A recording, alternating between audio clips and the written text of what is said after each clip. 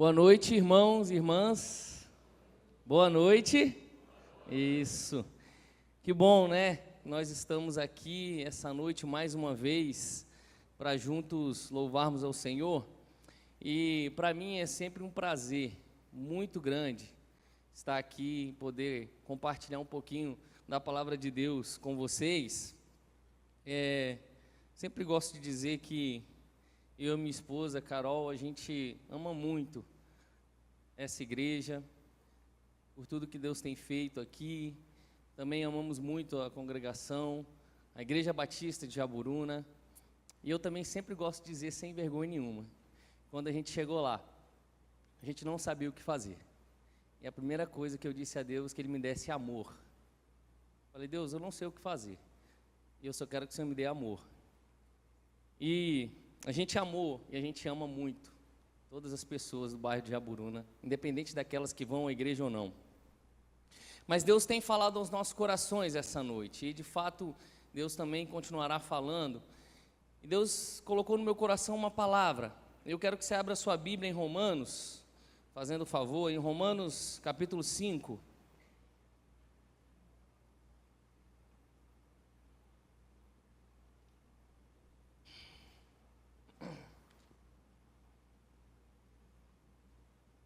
Romanos capítulo 5, o livro de Romanos é um livro surpreendente e descreve muitas coisas impressionantes sobre o homem, sobre o pecado, sobre a justificação, sobre a santificação, sobre a vida que nós temos aqui.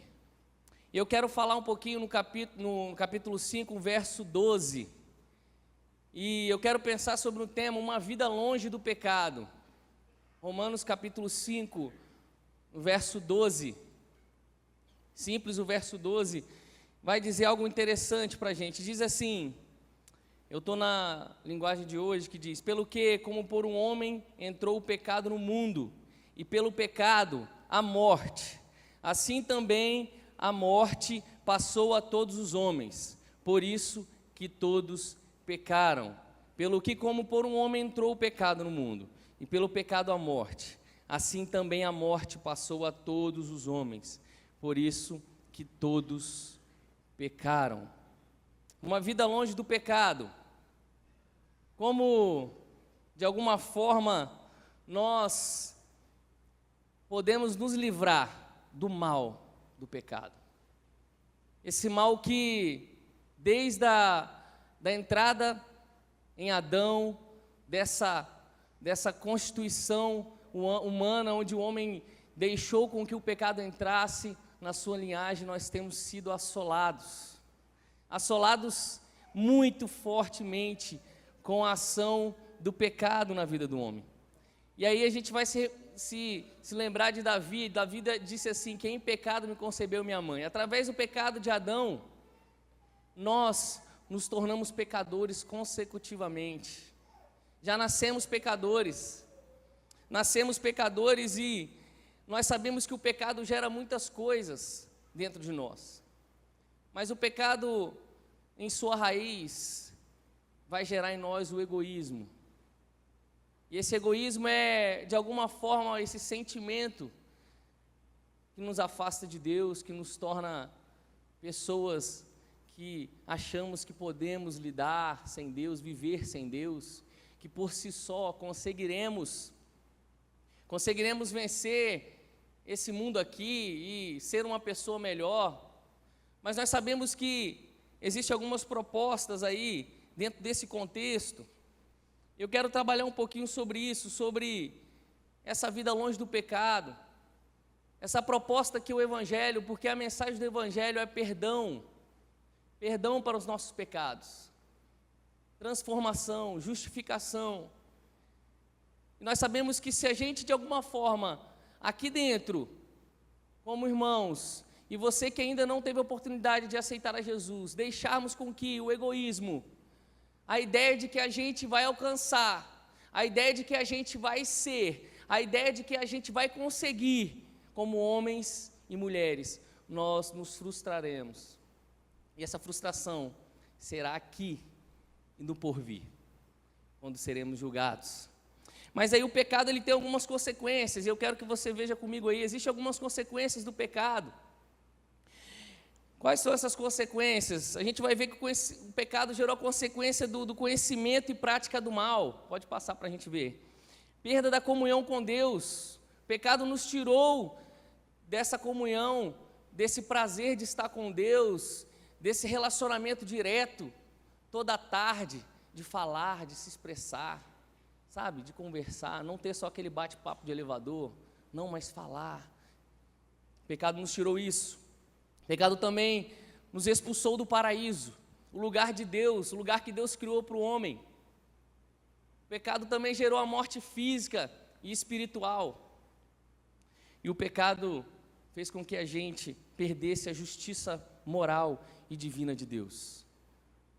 Esse pecado que nos assola socialmente, esse pecado que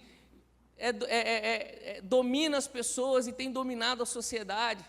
E quando eu olho para isso, eu vejo esse tema e penso que nós estamos sendo pressionados. Nós estamos sendo pressionados pela mídia. Nós estamos sendo pressionados por vários contextos sociais que sempre usam argumentos querendo afirmar que nós não precisamos de Jesus, que o homem não precisa de Jesus, que o homem não precisa olhar para si e reconhecer Jesus como o Senhor da vida. E aí a gente passa 1h30 aqui dentro, 1 hora na quarta-feira, e várias horas e dias dentro dessa sociedade que muitas vezes, de fato, está corrompida, e nós nos preocupamos muito porque são vidas, são pessoas, são irmãos, são amigos, são parentes, são filhos, são pais, são mães, e nós queremos logo que essa mensagem invada os corações. E aí eu procurei saber o que as ciências que pensam hoje, o que a ciência diz sobre o pecado. Aí eu vi algumas coisas interessantes, né? A gente vai ver que o que a filosofia diz sobre o pecado. Vou pedir os irmãos para passarem para mim o data show aí, fazendo um favor, para a igreja acompanhar. O que diz a filosofia sobre isso? A filosofia diz que pecado é um tropeção. Acho que eu não... Isso, pode voltar. Isso, acho que não foi. Mas aí, irmãos, olha, a filosofia diz que o pecado é um tropeção. Pecado, Adão e Eva tropeçaram, né? Isso a filosofia vai dizer. A psicologia diz que pecado é um desajuste. Toda a humanidade está desajustada. Nós vemos que também a ética, os pensadores de ética vai dizer que o pecado é um lapso moral. E nós temos a teologia que diz que pecado é o estado mal da alma, é desobediência a Deus e seus preceitos. E nós estamos vendo essa desconstrução, palavras que afirmam, palavras que desafirmam, e a gente vive essa crise. Será realmente que eu preciso reconhecer? Será que realmente essas falhas trarão para mim alguma consequência? Veja bem, olha, eu estou casado, eu não aceitei Jesus ainda, mas eu estou casado, eu tenho uma faculdade, eu tenho bens, ou não, mas ainda estou caminhando. Será que eu preciso? E a primeira coisa que eu vejo nesse contexto, para nós vivemos uma vida longe do pecado, eu entendo que nós precisamos entender que sem Cristo, nós estamos condenados à morte. E aí nós olhamos para o texto e vamos ver que, o que o texto diz? Que como por um homem entrou o pecado no mundo, e pelo pecado a morte. Pecado é desobediência, pecado é se afastar do padrão de Deus, pecado é errar o alvo, é não ser aquilo que Deus quer que você seja, que eu seja. E aí quando a gente se distancia de Deus, a gente vai morrer. Mas aí você vai virar para mim e falar assim: Isaac, claro, eu vou morrer, eu não sou imortal. E aí eu procurei entender um pouquinho sobre isso, e aí eu vejo que essa palavra morte, que nós vemos aqui no texto, ela dá a entender sobre a morte física e espiritual. No grego ela vai dizer e vai entender que é uma morte física e espiritual, é a separação da vida carnal e a separação da vida eterna. Não é simplesmente essa morte final do homem. mas a morte espiritual. A morte espiritual que tanto nós tememos, ou de alguma forma não tememos, mas a morte física, nós sabemos que, como homens, temos alguns preceitos. Ninguém está preparado para morrer, não é verdade? Nós não acordamos de manhã e falamos, hoje eu estou pronto, vou morrer. Ninguém pensa isso. Todo mundo quer viver. Eu acordo de manhã doido para viver, doido para fazer as coisas que eu preciso fazer, cumprir os compromissos. Eu quero viver, e você também. Mas será que essa vida que a sociedade está propondo, que o mundo de pecado está propondo, é realmente a vida que nós podemos viver? Nós sabemos que foi cantado aqui, nós sabemos que o Evangelho nos propõe uma vida após a morte. Essa vida pode ser eterna, uma vida eterna, ou pode ser uma morte eterna, sofrimento eterno. É uma realidade que nós não podemos fugir, dificilmente, e eu louvo a Deus porque a gente sempre diz isso aqui, nós estamos sempre pregando sobre isso, nosso pastor, os irmãos que pregam, mas hoje não é uma pregação que está muito comum, ninguém gosta de falar sobre o pecado, porque hoje nós estamos vivendo uma tolerância, né? Falar sobre o pecado, falar sobre morte, é ser intolerante, mas é uma realidade que nós precisamos enfrentar. E aí eu procurei alguns textos que afirmam sobre essa morte física, e nós vamos ver em Gênesis 3:19. Gênesis 3:19 vai dizer assim, se você quiser abrir, você pode abrir.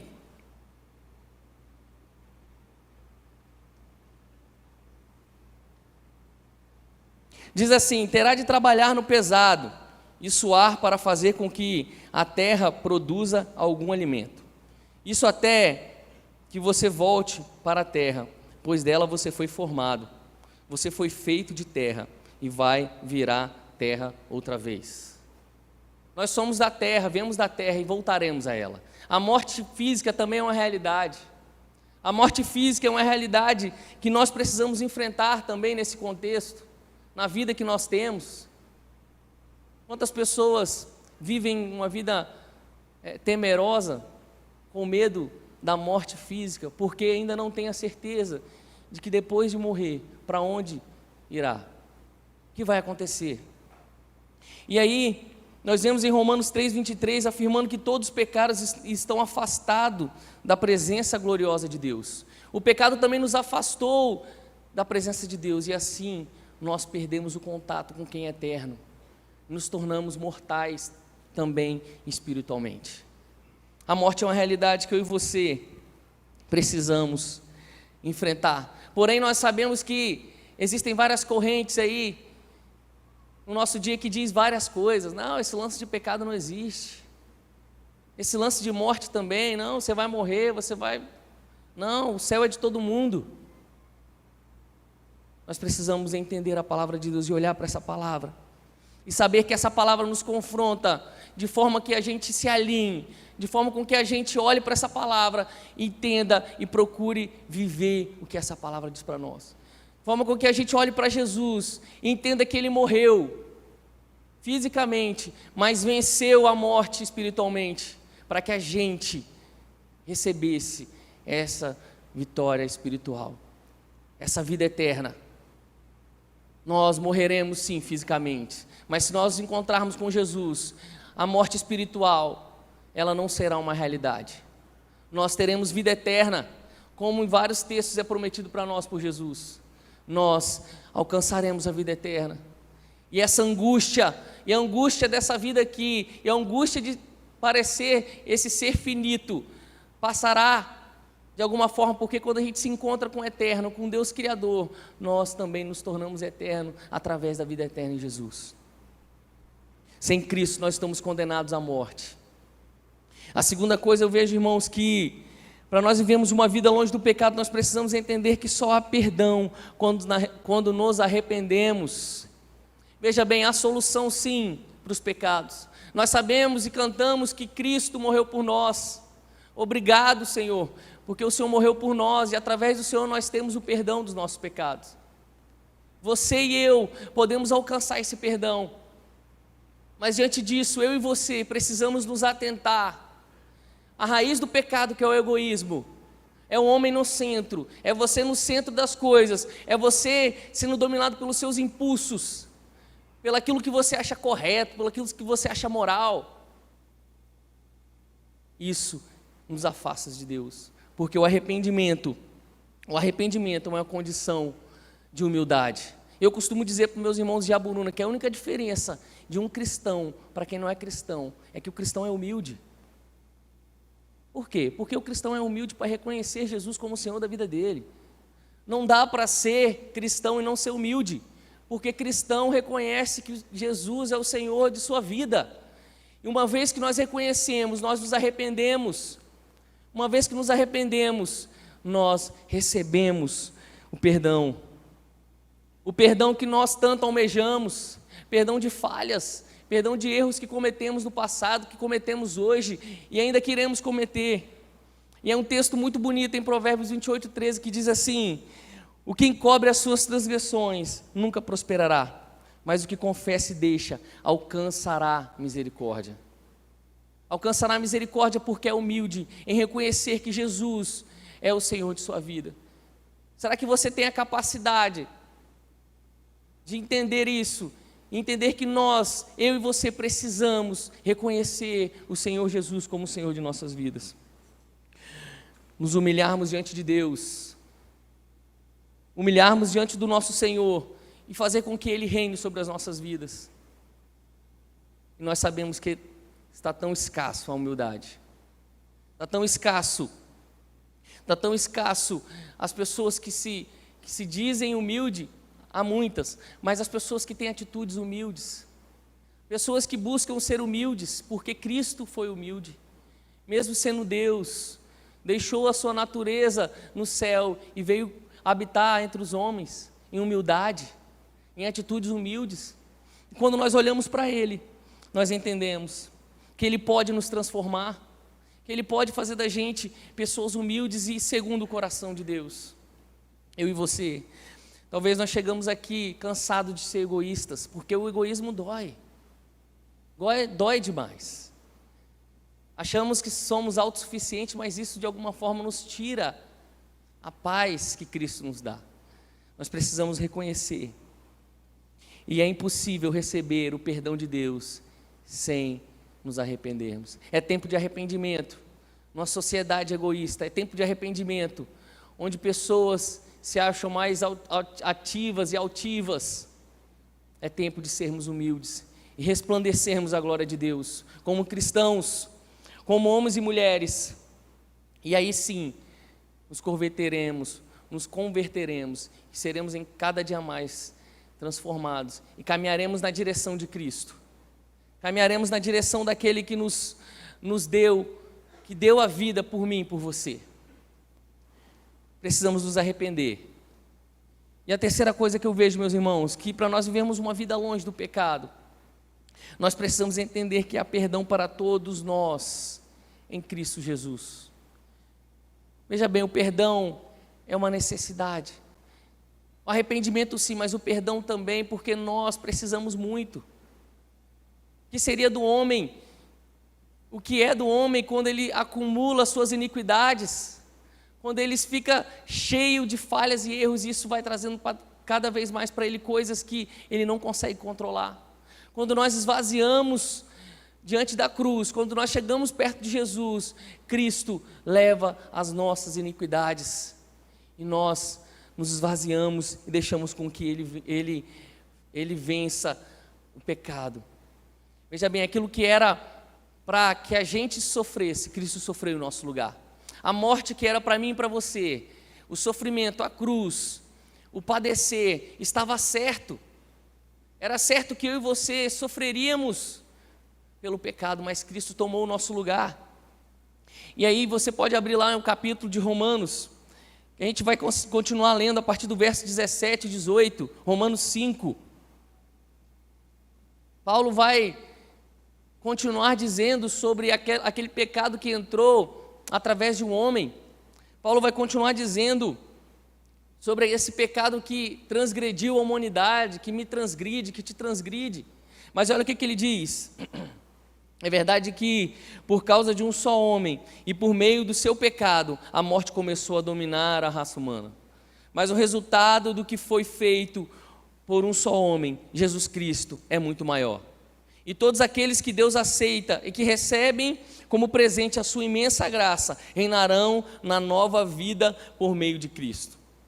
Portanto, assim como um só pecado condenou todos os seres humanos, assim também um só ato de salvação liberta todos e lhes dá a vida. Quando uma vez estávamos condenados à morte, Cristo morreu em nosso lugar.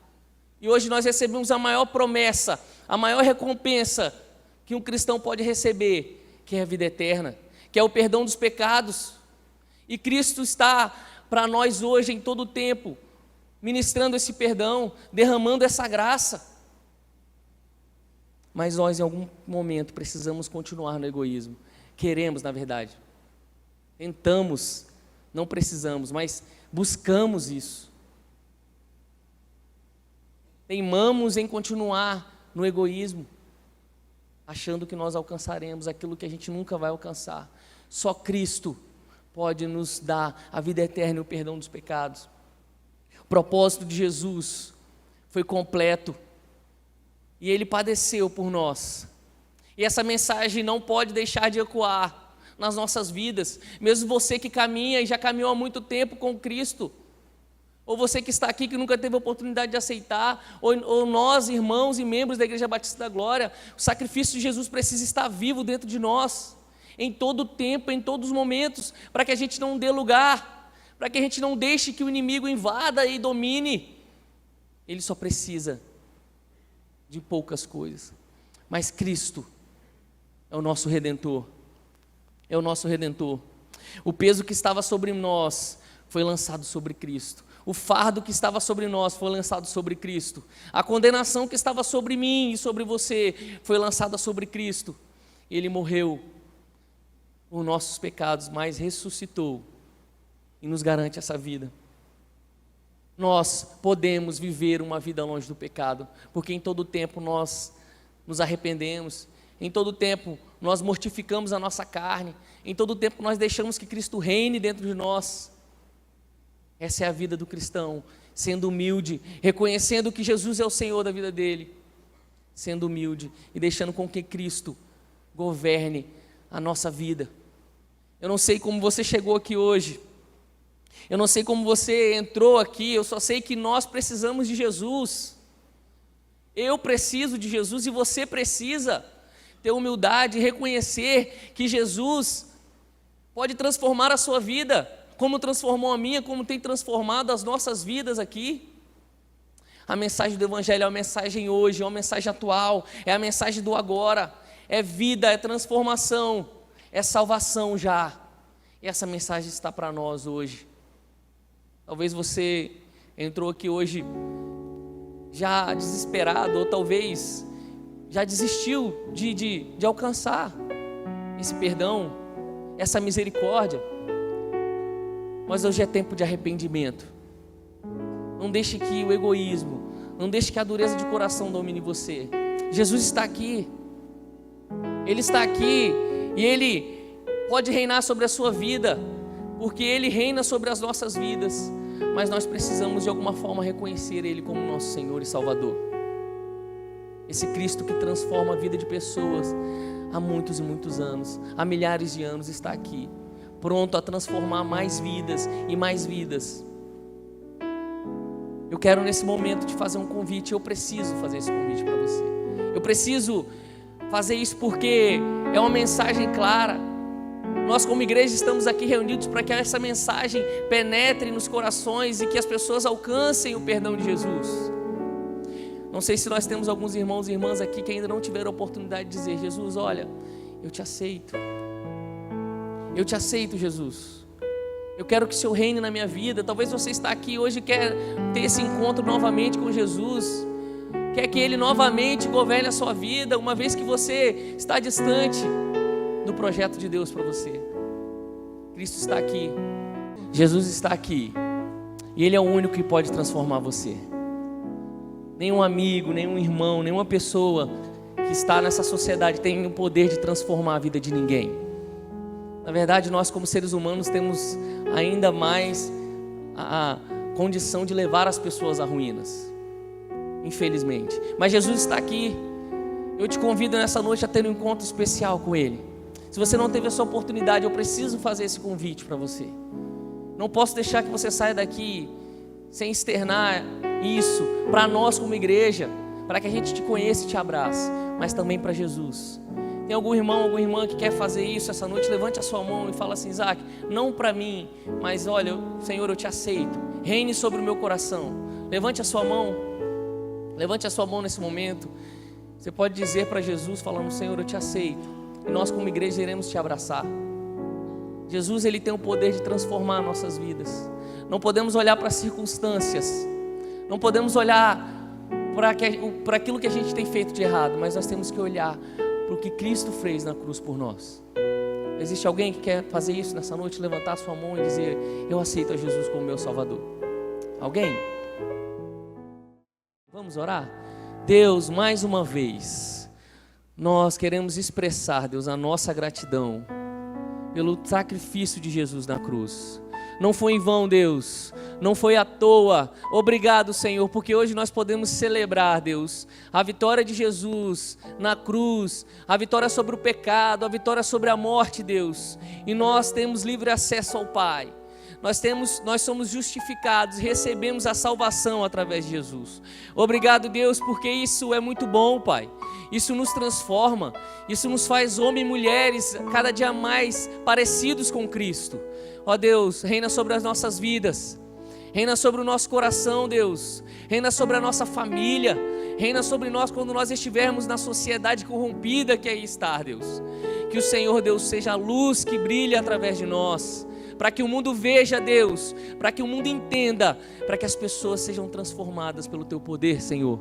Ó Deus, obrigado, Pai, pela Tua palavra, obrigado pelas verdades que o Senhor tem falado aos nossos corações. Obrigado, Deus, porque o Senhor é bom e o Senhor continuará sendo bom em todo o tempo, Deus. Em nome de Jesus, amém.